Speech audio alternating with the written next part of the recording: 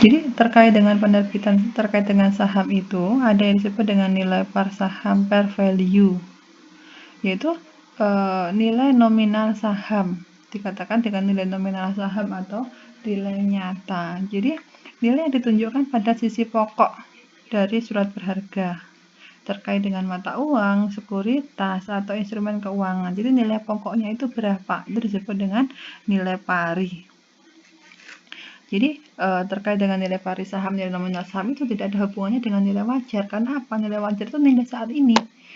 Kalau nilai pari kan nilai yang tertera dalam saham itu nilainya berapa. Belum tentu nilai pari itu sama dengan nilai wajarnya. Kan nilai wajar kan nilai pasarnya. Selanjutnya, untuk penerbitan saham dengan nilai pari sahamnya rendah, rendahnya dibandingkan dengan nilai wajar. Itu membantu perusahaan menghindari kewajiban kontingensi ketika saham dijual di bawah nilai parinya. Jadi untuk penerbitan saham kan ada saham preferred atau saham biasa. Di sini merefleksikan nilai par saham yang diterbitkan. Jadi dalam penerbitan saham preferred ataupun saham biasa itu ada nilai parnya, nilai nominalnya. Yang ini semua nilai itu terjadi di transaksi pasar perdana itu berdasarkan nilai parnya. Jadi selisih antara nilai pari dengan nilai wajarnya tadi memunculkan adanya agio maupun disagio.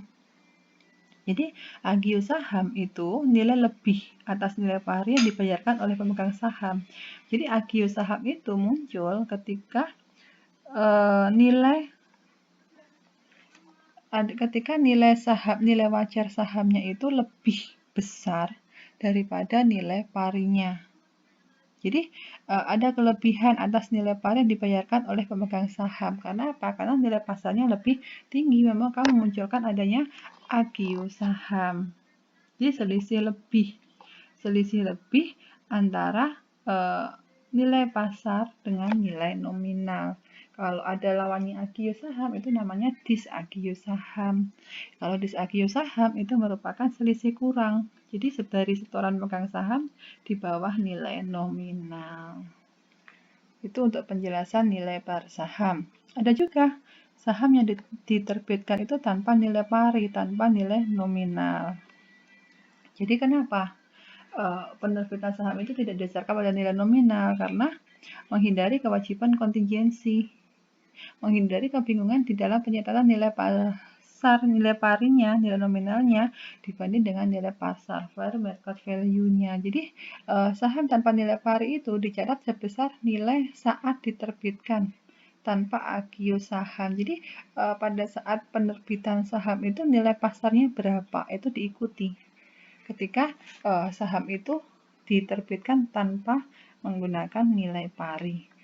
Jadi saham tanpa menggunakan nilai pari ini diakui sebagai modal resmi sekalipun saham itu dijual dengan harga yang berbeda-beda. Jadi harga jualnya nanti itu langsung masuk menambah modal atau ekuitas dari entitas. Jika peraturan mengharuskan adanya nilai pari yang ditetapkan pada saham tanpa nilai pari, maka selisih nilai ditetapkan dengan harga saat dicatat sebagai agio saham. Maka kalau ada peraturan resmi dari pemerintah yang mengharuskan untuk nilai yang ditetapkan pada saham itu tanpa menggunakan nilai pari, maka selisih nilai yang ditetapkan dengan harga saat diterbitkan itu disebut agio. Selisih lebihnya kan. Kalau selisih kurangnya berarti disagio saham.